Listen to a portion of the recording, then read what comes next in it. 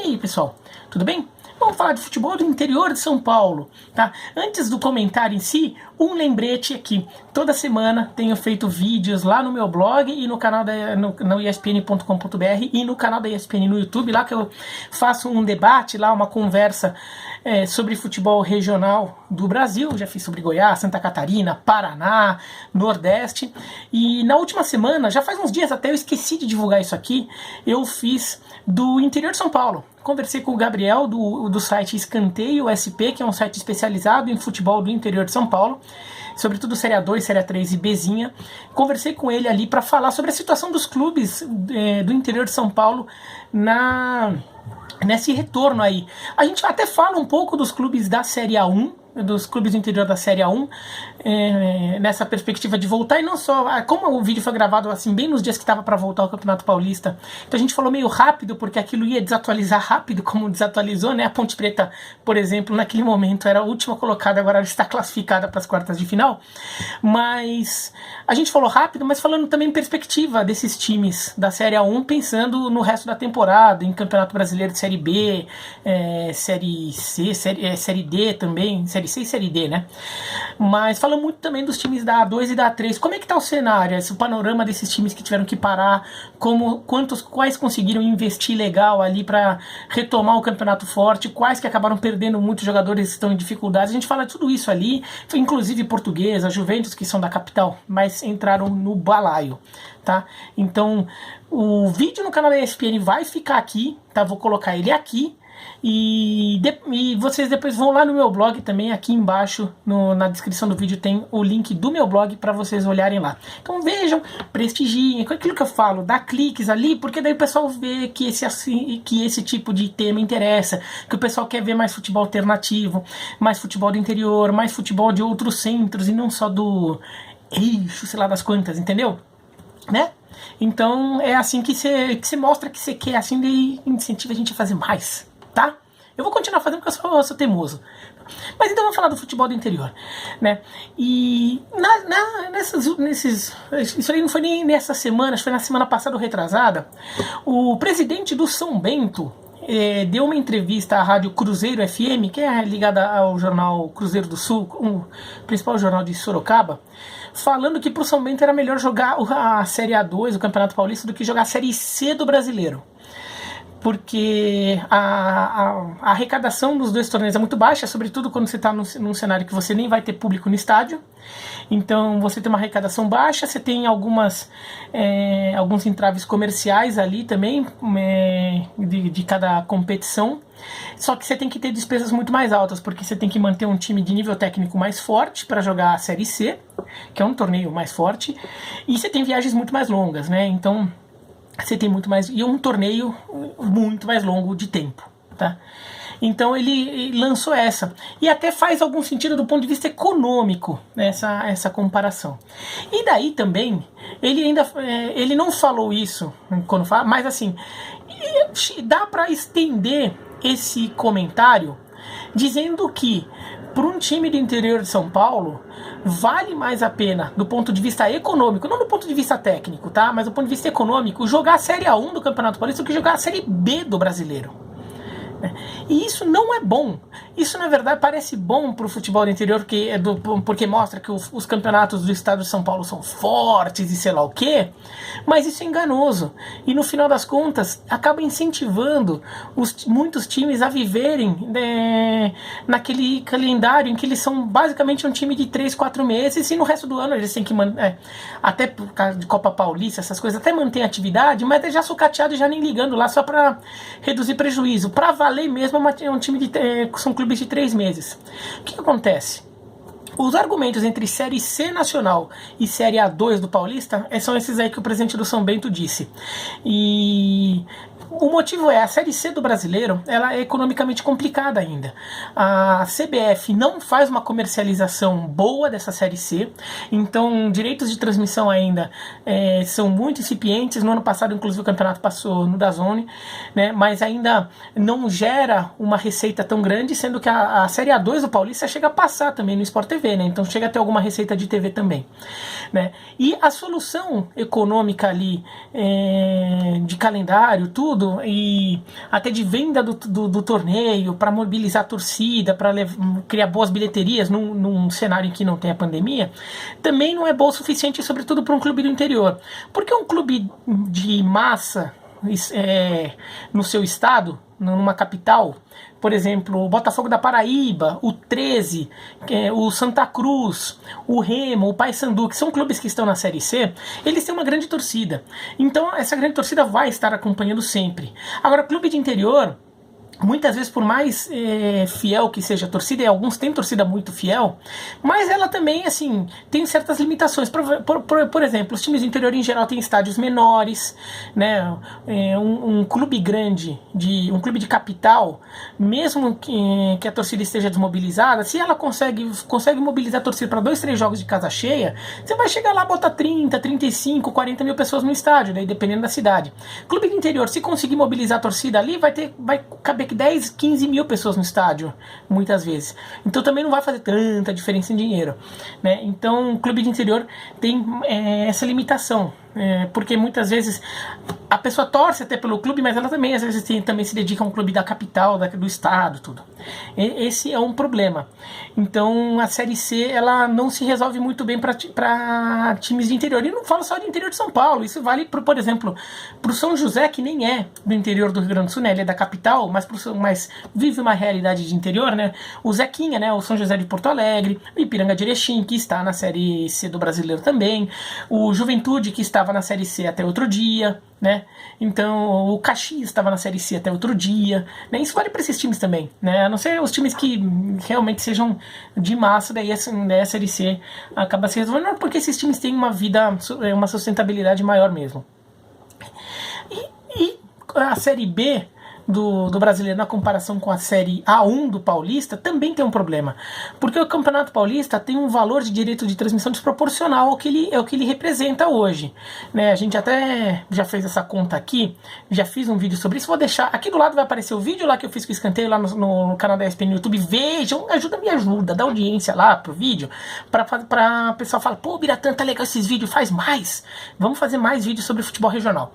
E aqui vou deixar um sobre as distorções entre o que ganham os times do interior de São Paulo e os times grandes do Nordeste de direito de TV. Mas é uma conta lá que o Cássio Zirpoli, um grande amigo lá do Nordeste, lá de Pernambuco, fez, né? E percebeu que qualquer time do interior de São Paulo, qualquer time pequeno de São Paulo, ganha de TV o mesmo, pelo estadual, ganha o mesmo que Ceará, Fortaleza, Sport, Náutico, Santa Cruz, Bahia e Vitória, juntos ganham com seus estaduais, né? Não conta a Copa do Nordeste. Então, é uma distorção muito grande. E o Campeonato Paulista ficou com esses direitos de transmissão inflados. Inflou porque em alguns momentos pontuais houve concorrência. Teve um ano que a SBT tentou tirar o Paulista da Globo, a Globo foi lá e bancou. Teve um ano que o Chico Casares, que inclusive é pré-candidato à presidência do São Paulo, ele era diretor de marketing do São Paulo e ele era diretor da Record. Então, ele tenta também fazer uma ponte ali para ver se a Record tirava o Paulista da Globo. Então a Globo foi lá e pum, cobriu a oferta. Então o Campeonato Paulista ficou com um valor muito alto, e daí os pequenos, cada um dos pequenos ganha 6 milhões de reais para jogar o Campeonato Paulista, sem contar o quanto os grandes ganham, que é 27, né? Agora, se você contar que é um campeonato que, quando não tem pandemia, é um campeonato de 3 meses, é como se um clube então ganhar 6 milhões de reais por 3 meses. Ele está ganhando, numa conta grosseira, 2 milhões de reais por mês. Na verdade não é exatamente isso, porque em janeiro não está contando o campeonato ainda, normalmente, mas em janeiro ele já tem que estar com o time pronto, fazer pré-temporada, essas coisas. Muitas vezes isso já vem desde dezembro, já está com esse time se juntando. Tá? Mas assim, por uma conta grosseira, ele tá ganhando 2 milhões de reais por mês de bola rolando, tá? A segunda divisão, a Série B do Campeonato Brasileiro, se você entrar no bolão ali que é rateado por igual entre todo mundo, então você não entra num eventual pacote de pay-per-view, tudo, que é o caso que o Cruzeiro deve fazer esse ano, né? Então o Cruzeiro não vai entrar no rateio, porque o Cruzeiro, por ter uma torcida muito grande e muito assinante de pay-per-view, vai querer ganhar um proporcional do pay-per-view, porque isso vai representar mais para ele. Mas para os outros times não representa. Se você vai no rateio geral, dá 8 milhões por mês, pelo menos era o valor no ano passado. 8 milhões de reais por um campeonato, por uma Série B que dura uns 8 meses. Quando não tem pandemia, tudo dura 8 meses. Ou seja, também numa conta grosseira, 1 milhão de reais por mês. Então, jogar o Paulista, um time ganha 2 milhões de reais por mês, por mês de bola rolando no Paulista, e 1 milhão de reais por mês de bola rolando na Série B do Brasileiro. Ou seja, no Paulista você ganha mais dinheiro e tem mais condição de montar um time mais forte. Isso porque a Série B do Brasileiro, que é um campeonato que passa em rede nacional, que você até enfrenta clubes com mais tradição até do que os clubes da Série C, que é até uma série mais regionalizada, com Grupo Norte e Grupo Sul, tudo. Não, a Série B, às vezes você tá cruzando com um time lá do G12, né? Você tá cruzando com clubes de massa do Nordeste, com clubes de massa, às vezes, do Norte, do Centro-Oeste, né? Com clubes bem tradicionais, jogadores de nível melhor, tudo. E jogar a 1 do Paulista, você ganha mais direito de TV, você ainda mobiliza mais a sua torcida, porque você vai ter 1 ou 2 jogos em casa contra algum dos grandes, então de repente você consegue ter 1 ou 2 jogos de casa cheia, então que você vai ganhar um bom dinheiro de bilheteria ali para ajudar a pagar as contas ainda, e você ainda tem a chance de, se você jogar bem, e algum dos seus jogadores jogar bem nesses jogos contra os grandes, vender um jogador aí por um valor legal para um desses times grandes, então você ainda fatura ainda mais, porque você está expondo o seu jogador melhor. Então, jogar a Série 1 vale mais a pena do que jogar a Série B, e isso não é bom. É uma distorção pro Campeonato Paulista. Porque com isso, muito time acabou criando um planejamento para ser forte só no Paulista. Não está muito preocupado em crescer numa divisão nacional, em ganhar espaço, porque uma divisão nacional para ele vai ser trabalhosa, só vai começar a valer a pena quando chega na Série B. Porque mesmo ganhando menos que na 1, você ainda está com o calendário cheio, você vai com muito jogo em rede nacional e sei lá o que, então você consegue convencer jogador melhor a jogar, tudo, você ainda consegue expor seu jogador, tudo. Mas então fica investindo para ver se sai da Série D, para depois ver se consegue subir na Série C. É muito complexo. É melhor, se você já estiver na Série B, ok. Se você não tiver, é difícil. E a gente vê o caso do Red Bull Brasil, com investimento pesado, tudo, o time não conseguia sair da Série D. Teve que buscar um atalho e fazer parceria com o Bragantino para a Red Bull ter um time na Série A. Porque o problema era sair da C da D e depois da C. Não era chegar da B para A. Né? Então, isso é um problema, que os clubes acabam já criando seu planejamento. O Novo Horizontino, por exemplo, é um caso bem interessante disso, porque é um clube que bem organizado dentro da sua realidade, que monta já há alguns anos bons times para o Campeonato Paulista. O time desse ano não classificou, mas fez a 5ª melhor campanha geral e fez um bom time, só perdeu um jogo no campeonato inteiro, né? Empatou com o Corinthians dando pressão, virou pra cima do Santos depois de estar perdendo por 2-0 e empatou, usando o time reserva, empatou com o São Paulo. Tudo bem, foi um jogo que o São Paulo jogou melhor, o árbitro prejudicou muito o São Paulo, mas o time reserva do Novo Horizontino conseguiu dar trabalho pro São Paulo. Mesmo que tivesse perdido o jogo, já é algo notável. O Novo Horizontino é um exemplo de um time que faz um bom trabalho, uma cidade pequenininha e muito mobilizada em torno do seu time. É incrível a quantidade de pessoas que o Novo Horizontino consegue levar no estádio quando recebe um time grande, considerando o tamanho da sua cidade, e o Novo Horizontino vive disso. Monta um bom time no Paulista, mas no segundo semestre, muitos dos jogadores que ele até mantém sob contrato para ter uma base, para ter assim, ele empresta. Vamos ver como vai fazer esse ano agora, porque o Novo Horizontino está na Série D do Campeonato Brasileiro, e se o Novo Horizontino de repente vai tentar investir numa campanha para subir. Mas se não fizer, já sabe de onde vem a origem, porque não vale a pena ficar tentando tanto, já que o Paulista vale tanto a pena. Em clubes de outros estados, às vezes essa conta não é assim, porque o estadual é muito deficitário, então vale a pena investir num campeonato, na tentativa de subir numa divisão nacional, porque ali vai te dar um calendário melhor, o dinheiro que você ganha numa Série C ou numa Série B já vai ser muito melhor do que o dinheiro que você ganharia no seu estadual. Mas em São Paulo não tem sido assim, porque o Campeonato Paulista com direito de TV está super valorizado, até não dá tanta audiência assim para justificar tudo aquilo, não tem um nível técnico que justifique tudo aquilo, mas porque esses momentos pontuais que fizeram a Globo ter que aumentar a sua oferta fez com que o valor aumentasse bastante, né? E daí os clubes pequenos, às vezes até montam bons times no Paulista, assim, para a sua realidade. O Santo André montou um time legal, o Novo Horizontino, que eu falei, constantemente monta. O Ituano consegue manter uma estrutura muito interessante ali para jogar a série A1 do Paulista sempre, revelar muito jogador, e o Ituano até tem, sim, uma intenção de crescer no cenário nacional e agora, enfim, conseguiu subir para a Série C do Campeonato Brasileiro. Mas tem muito clube que até consegue investir e fazer uns times legaisinhos dentro da sua realidade para o Paulista. Mas não é a realidade perene do time. Termina o Paulista, aquele time deixa de existir. No ano que vem, muitas vezes o time é completamente diferente. Por quê? Porque essa é a realidade que acaba inflando o Paulista e acaba não servindo de incentivo para esses clubes do interior muitas vezes tentarem crescer no cenário nacional. Tanto que o interior de São Paulo não está tão representado no cenário nacional quanto já esteve, né? A gente tem do time de interior em cenário nacional, a gente tem o Bragantino na Série A, mas é porque também estava na Série B, subiu para porque a Red Bull botou dinheiro.